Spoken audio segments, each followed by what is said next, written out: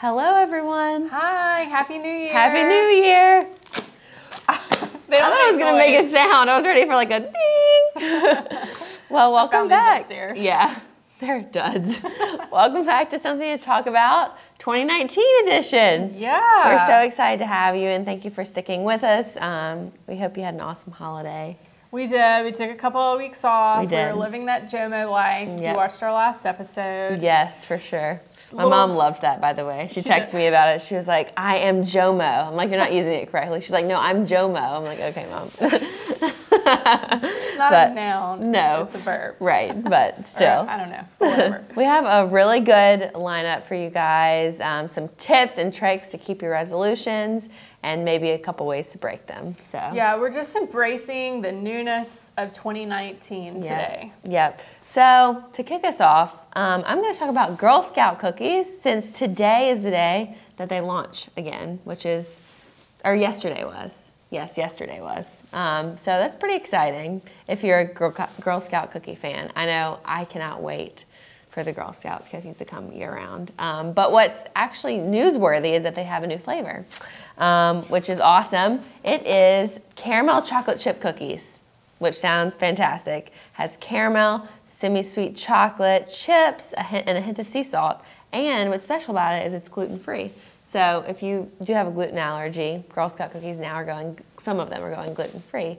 So just in time for you to break your New Year's resolution. I know, it's the timing of it all. We're all trying to turn over a new healthy leaf, and then here are the Girl Scouts to sabotage right, us. Yeah. In fact, I was upstairs earlier today, and Nicole from Mom Versus, who has a show on one of our sister brands, she is already pushing her daughter's Girl Scout cookies.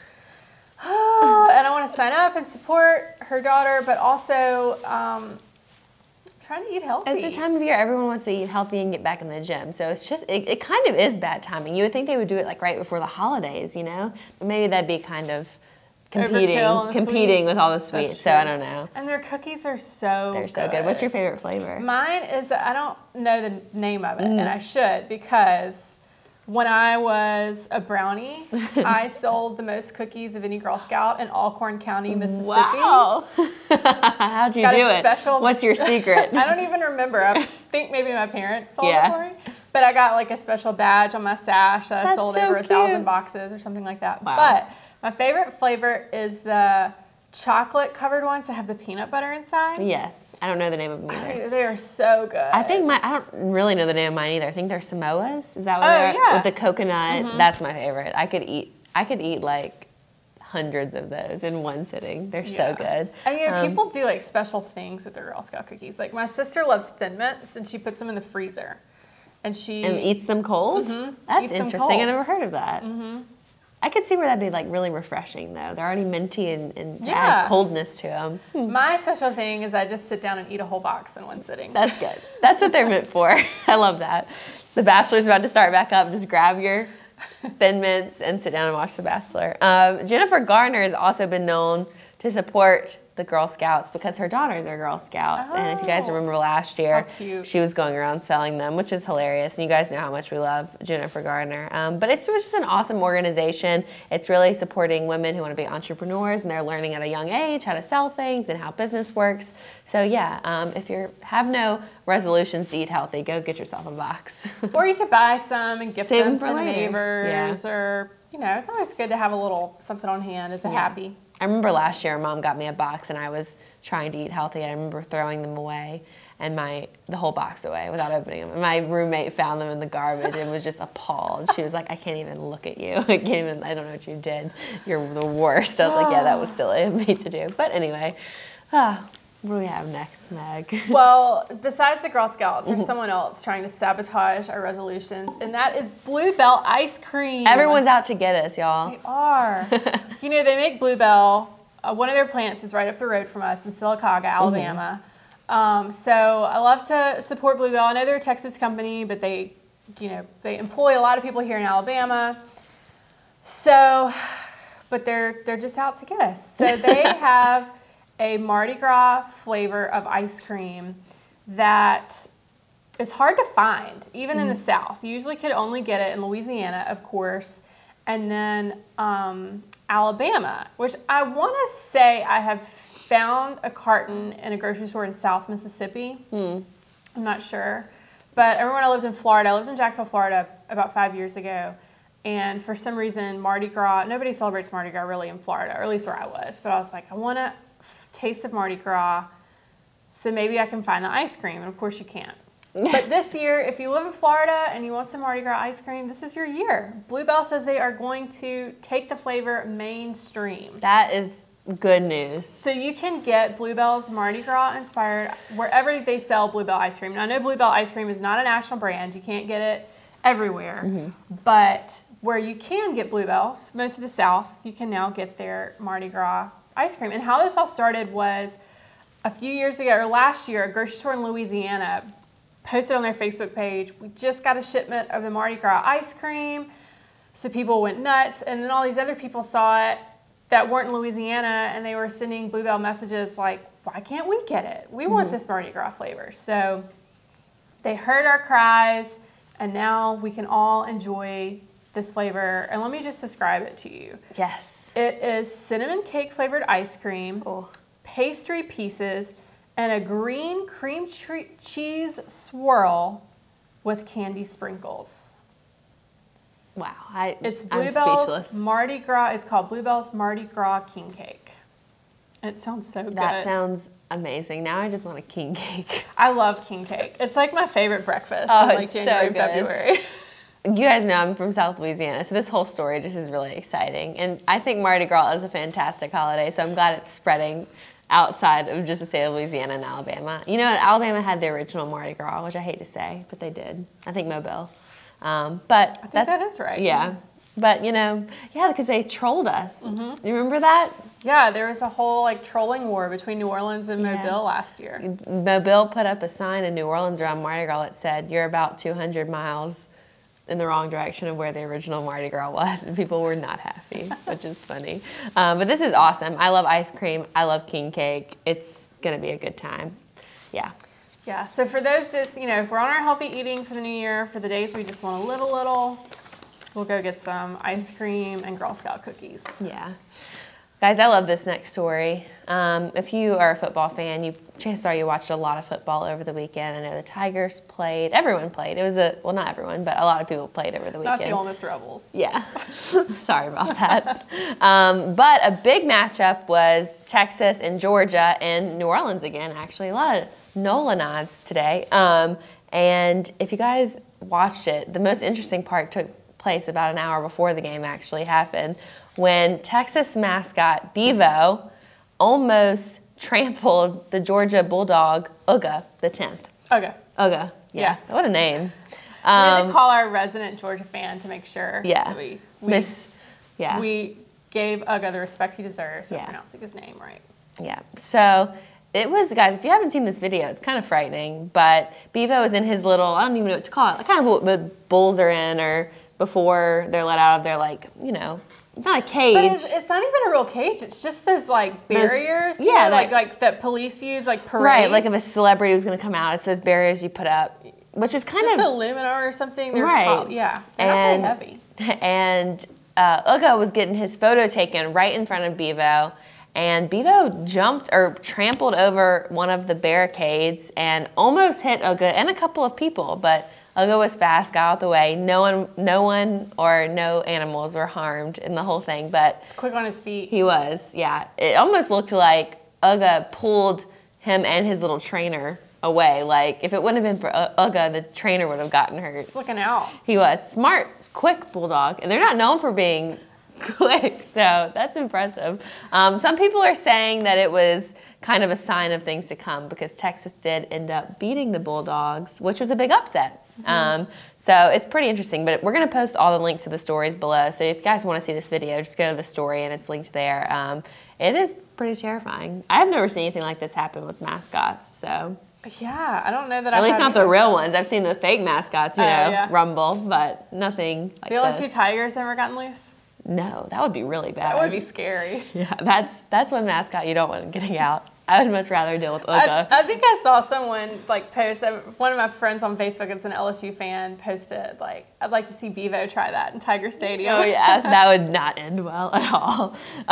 Yeah, so it's a great story. If you guys haven't read about it or seen it, go check it out. But yeah, they said that all the security measures were taken and everything was as it should be, so no mistakes were made. These things just happen with animals, I guess. Nobody was, no harm, no foul. Yeah, we're really glad no one was hurt. So I guess people are probably going to stand a little bit further away from him next time. That's all I'm saying. Yeah. So, New Year's, bowl season, also party season. So we've all heard the song Auld Lang Syne. Mm-hmm. They always play it right as the clock hits midnight or 0, And I've never known what it meant, where it came from. I've actually never given it much thought. Mm-hmm. And then we did a story on it. And it's actually interesting. And it's something, it's often referred to as the most famous song that nobody knows. And that is so true. I don't know the words. Anytime I hear it, it's just kind of like, and if everybody's singing it, it's just one of those where you're just like, yeah, to the tune, but you don't really know the words. So it's an old Scottish poem. That's what it comes from. And it was written in 1788, and it was a ballad where they took this old saying, Auld Lang Syne, and he embellished the poem with verses about drinking, and it became a part of Scottish New Year celebrations. And then, of course, Scottish people immigrated heavily to the United States and other places. So now it's like the song for New Year's around the world. Well, according to Reader's Digest, the phrase Auld Lang Syne literally translates to old long since, which still makes no sense to me, but that essentially means days gone by. Okay, now it makes more sense. Yeah. They had to translate it for me like twice for me to totally understand what it meant. 2 translations. So now when you hear that song, you know that it means days gone by, and there you go. This is the one that says, should old, how's it, acquaintance be forgot? Yeah. I don't remember anywhere in the song it's saying the saying. Where does it say? Oh, I think it says it right after it says, should old acquaintance be forgot? Oh, and then it says Auld Lang Syne, maybe? Maybe I was just this whole time thinking they were saying something and not realizing what they were saying and just kind of blowing it off your shoulder. That's the thing with a song is I don't think anyone knows what the words are. Yeah. I think should old acquaintance be forgot? It's like the only line anyone knows or can understand. That would be like the most recognizable part for me. Someone would have to say that for me to know what you're talking about. But that's funny. It is a nice song. Like, I don't know. Yeah, it has a nice little tune I wouldn't listen to it throughout the year, but like on New Year's Eve, it's nice. It has its place. Yeah. Like fruitcake. You wouldn't eat it the rest of the year, but on Christmas, it's nice, right? Is it nice? Ever? Maybe I've convinced myself so I don't hurt my grandma's feelings. Did you hear Auld Lang Syne? No, I didn't this year. Where did you ring in? We were, so most years we have a camp in Mississippi, and we bring like all of our closest friends and family to our camp, and it's like 900 acres in the middle of nowhere in the woods. We all wore camo. Nice. Yeah, and so we just played some music, bought a bunch of fireworks and set those off at midnight and drank champagne, and that was it. What about you? I was in bed at 9:30, and I woke up, and it was 2019. That's amazing. Mom life. That is mom life. We had some friends over. I made dinner, and we enjoyed it. And then they were kind of like, I kind of want to go to bed. So they left at like 9 or 9:30, and then I was in bed shortly after. Okay. And it was great. That's better than how I woke up on the first day of 2019, not feeling well. So staying up all night and being by the bonfire and inhaling all that smoke from the bonfire is, not good for you. Yeah, but you wake up smelling the smoke in your hair. I should have washed my hair before I went to sleep. But 9:30 it is next year. So, guys, this is the time of year, you guys know, everyone tries to make resolutions. We've talked about it a little bit. We have an article that are about sticking to your habits. So it's, research has shown there's certain things you can do to really stick to these resolutions. So I'm going to share a few of them with you. So you have to start with keystone habits, which are basically, if you don't know what that means, habits that change how you see yourself and also will kind of daisy chain into other good habits. Mm-hmm. So like a lot of time, eating well will daisy chain into, working out because you have more energy, because you Okay. feel like it. So it's like More habits, productive. that lead to other good habits. So this one was funny to me. Use minimum effort, which means do the minimum and be consistent. So don't set goals that you know you can't stick to. It's better to have a lower set goal and be able to stick to it than these gigantic goals that you know you can't be consistent with. So don't say like, I'm going to run a marathon on February 1st. Right. If you've never run before. Exactly. It's like, I'll run a 5K. Exactly. Then I'll run a 10K. And then in July, maybe I'll run a marathon. Baby steps. That's what it's all about. And going into that, also making a plan. So same thing with like, it made me think of college and like setting out like a study plan. You can't just go into it and say, I'm going to run a marathon. You have to say, I'm going to run a mile today and I'll run 2 miles next week and work your way up. Otherwise, you're setting yourself up for a fail. I like this one, reward yourself. So when you do something good, give yourself something great. So it's tying a want to a should. The example they use in this article is that someone wanted to read Hunger Games instead of go to the gym. So she compromised and she listened to the audiobook while she was working out. So something like that, if you do what you're supposed to do, then you can reward yourself. I would like reward myself with like reality TV or something like that, So that's a good one.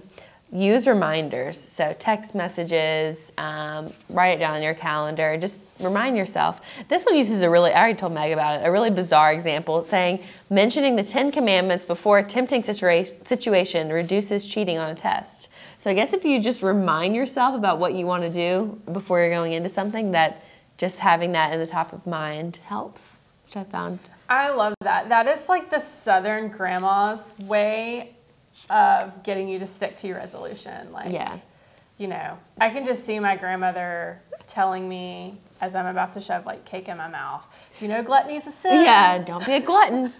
Yeah, it's true. I should try that. Just guilt trip myself the whole year. And then lastly, get help from friends, which is kind of obvious, but people don't think about it, I think.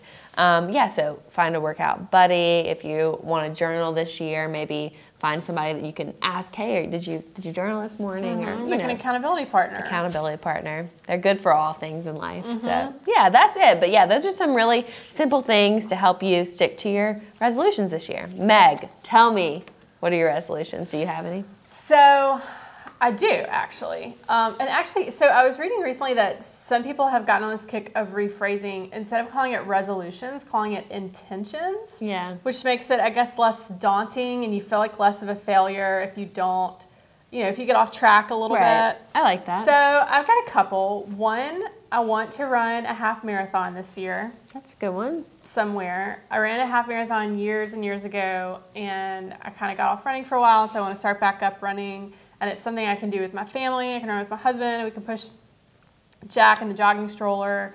So, because that was my biggest thing, is I wanted to run, but I knew I was gonna feel guilty taking time for myself to go out on long runs. Yeah. So, problem solved. Right. They're just gonna all come with me. Yeah. Yes.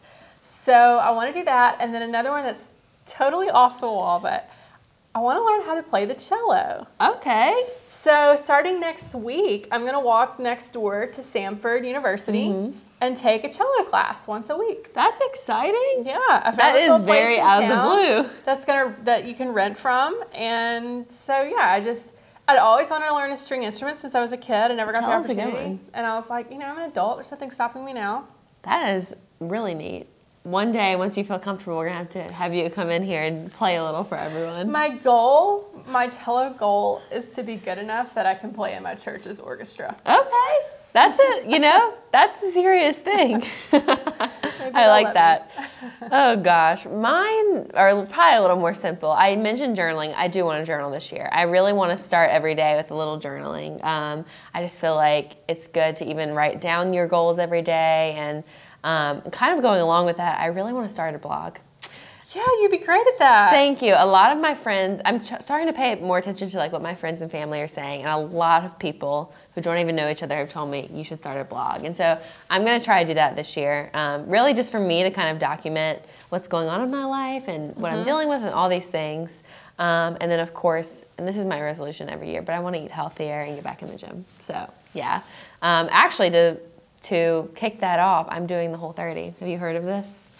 A little bit, and I've only heard about it from you, because you've done it a few times. I've done it a few times. January is a great month to do it. It's really hard to do during the holidays because basically what it is it just, you cut out these major food groups, all the bad ones basically, so. Because you tried to do it, in November? November. But you gave yourself Thanksgiving Day off. I did, which is really against what it is. The whole point is that you go 30 days, so it's called the Whole 30, without cheating. And if you cheat one day, you're supposed to start over. It's just to kind of give your body a chance to see what it can do without all these nasty things in your system. So no sugar, no alcohol, no gluten, so no bread or pasta or anything like that. Yeah, which is really no dairy, so no cheese. All the things you would love in life, you can't have. But yeah. That's how Jorie's actually not having champagne. Yes. She's having sparkling water. I'm having sparkling water today. I am partaking in some Prosecco. Yeah. Yes. Because I'm not on Whole 30. But I'm very inspired by you, and I love watching your journey. Thank you. I will say I have lots more energy, and I feel great after it's all over, but it is hard. The main thing is you got to plan. I know that wasn't one of my, one of the tips, but you have to plan ahead and meal prep and be ready. Otherwise, you just reach for the first thing you see. That is so true. Yes. So that's about all I have for this year. We would love to hear y'all's New Year's resolutions, intentions, goals for the year. And we would also love your feedback on what you would love to see out of something to talk about for 2019. Yeah. We're constantly evolving the show, and we love feedback. We love hearing from y'all and chatting. Yeah. So that'll be fun. Yes, we really do go and read the comments, and we love to hear what you guys say, and we know you're full of great ideas, so share them with us. And we bet, or I'm pretty sure you'll probably see your idea pop up. So definitely. Anyway. We're always up for trying things.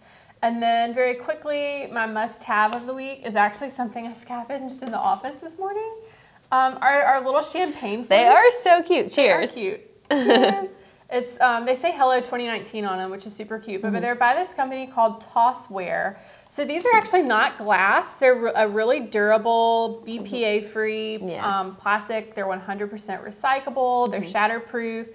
But what I think is the neatest thing is they kind of have these little grooves in the bottom, so they're stackable. So like if you've got, they're like $13 for a 12-pack of these flutes, and if you're putting them up, you can like really kind of stack them on there. That is neat.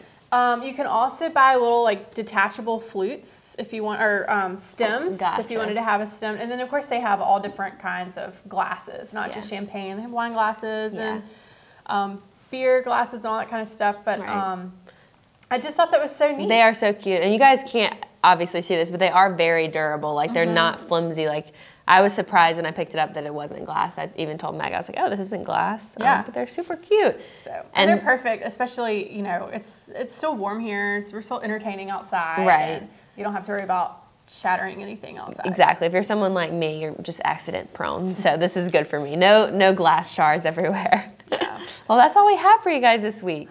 Yes. Cheers to 2019. Cheers to 2019. And we'll see y'all next week. Happy New Year. Bye, guys.